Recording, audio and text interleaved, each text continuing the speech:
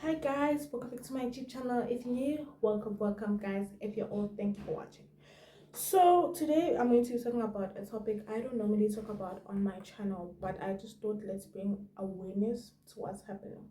So today we're going to be talking about justice for Okwekwe. If you're a sensitive viewer or you just, I don't want to say don't want to hear about the story, but if you are just sensitive and it triggers you, please log off. But I want us to share our comments, opinions, and to get just dive deep into it. But before we dive deep into it, please don't forget to like, share, comment, subscribe. Guys, please watch the ads, it's very important, as well as click the thank you button. If you're a small YouTuber wanting to promote your channel through my platform, please hit me up on Instagram or comment down below. We will talk. I'll be doing this free of charge, as I understand how difficult it may be to promote your business out there.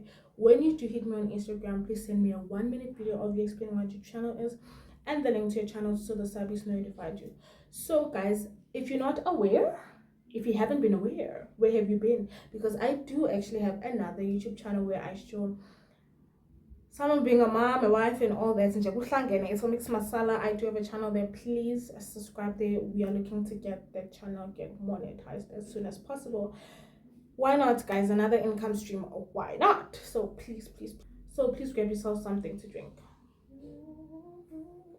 So on today's topic, we're going to be talking about Okwekwe, guys. Justice for Okwekwe. The story is a bit trigger warning. There's a trigger warning here and there. If you're a sensitive viewer, if it triggers you, please log off or do not watch the video, because I feel like I'm not gonna dive deep, but we just have a lot. So this is not the type of videos I do on my channel, but I just thought if there's the little that I can do or make a difference, it's at least make a video about it. So today we're going to be talking about justice for Okwekwe. Okwekwe needs justice, guys. If you haven't heard, she is the 7-year-old girl who got YouTube kind of things us when we say such words, so I'm not gonna say it, so I'm just gonna who got. So if you guys haven't been following the story, she is a 7-year-old girl who got at school. People are saying that it's the principal. Now I'm going to say alleged because there is nothing that has come out to say it is the principal, so I'm going to say alleged. Guys, I had to take courage to take this video because myself, I was also hurt. Guys, I'm a very sensitive viewer, someone who's very sensitive, someone who gets, I don't want to say triggered easily, but I was also that. So at first I would see the videos on TikTok and feel like no man, I'm funny, but I decided just sit and watch and hear the story. And when I heard it, guys, I was torn. I was just I was something else. But it's not about me, it's about us making a difference in the little girl's life, even though I wish we could do more. But from what I did, I've obviously went to go and sign the petition here. There's a video here playing of how to sign the petition and all. I'm going to post it up here. I went to go and sign the petition because I felt like if there's something I can do is make a difference with the little I can do. Of course, I wish I could do more, but it's beyond my control, guys. So with the latest updates, I want to play if not, I'm going to play a video of the mom explaining what happened the day she found out what happened, how she went about the procedures. You know what, guys, in this whole thing there, it's just very sad. It's sad that I get consizile. Do you understand? And it's that a year later we are having to, we as the country, step in. And I don't even want to get into what were the officials doing, but I'm going to play the video of how she found out and how she went about it.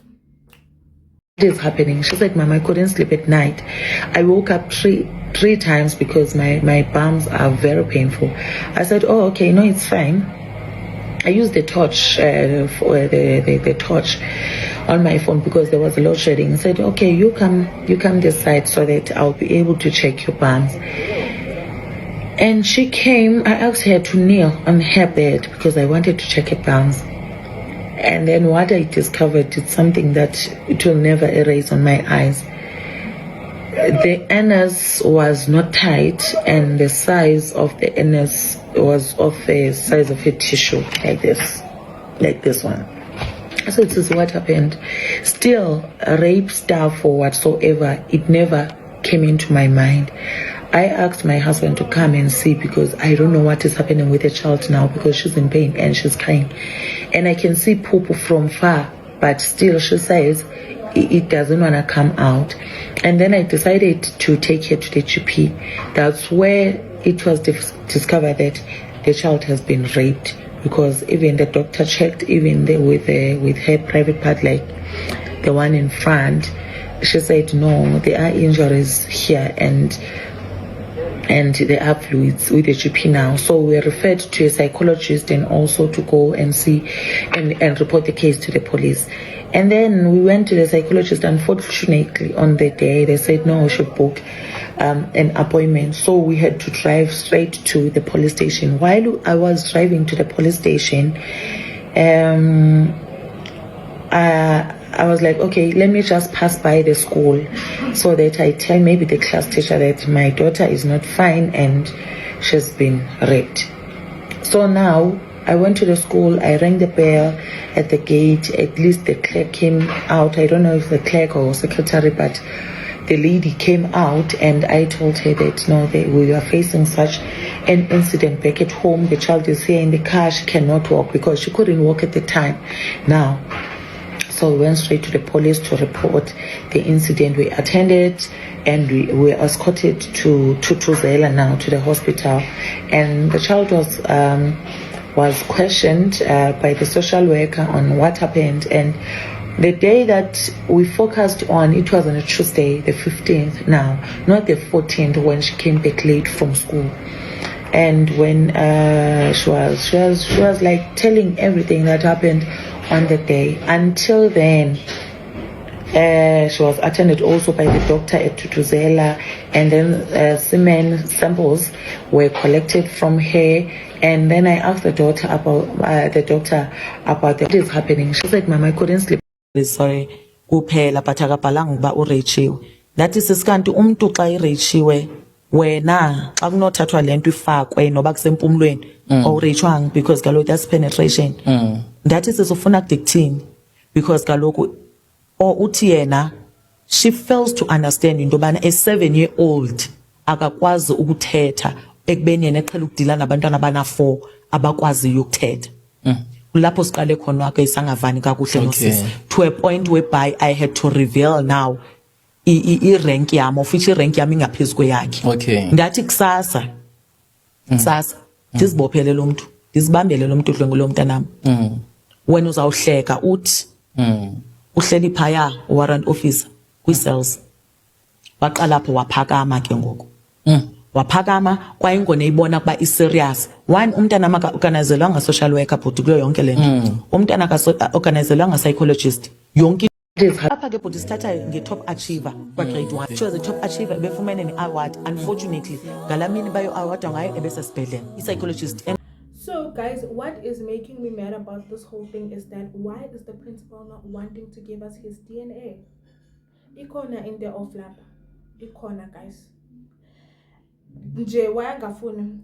And then we also found some new information about the college, the school has been deregistered. So that is making me happy that finally we are finding King. And although it's not that much, there is something that is happening. So when I went onto Twitter, I saw something just told me go onto Twitter and search about the school and see if there's something more. There's something that was not the only girl. And poof, here we find out Uguti. This is a tweet. I'm going to read it. It's him. I just remembered that man from Bigfield College. I've been asking myself why his face looks familiar. He was a primary school teacher at my school, Emma Tatiela, but I was already in high school. He took the little kids in grade 4 or 5 on a class tour to Durban for a week, but they all came back crying on the second day and the tour was cancelled. Apparently, they had called their parents crying because he was touching them. And it was a bit of a scandal, but I was already in matric, so we didn't get the full story, Tina. I remember that man, he ran. And then she goes on to say, and he was a creep even back then. it was a bit of a joke. No one said anything out loud because it was hush hush that he would touch little boys. All the teachers joked about him behind his back. I remember even his walk. Ew. Disgusting much. Disgusting much. Guys, what puzzles me is that we as women need to live in fear every day. We need to watch ourselves. We need to do that. Guys, you know, people used to make it about the dress code. It's not even about the dress code. It's not about where you at. Because at this, she was supposed to, what we knew or what we know as a safe place school wasn't her safe place. Her safe place is what caused her this pain, you know. I'm so glad that we as South Africans are standing up as to getting justice for her. I'm so glad that celebrities are jumping in, like Osomizi, DJs, and the list goes on just to help in. I'm so glad influencers are talking about it. Us YouTubers are doing the little we can, because it makes me happy that sometimes we as South Africa can come as a country. We can come together and solve such issues. Anyways, guys, comment down below if you feel about the situation. If you like such content, please don't forget to like, share, comment, subscribe to the love you guys.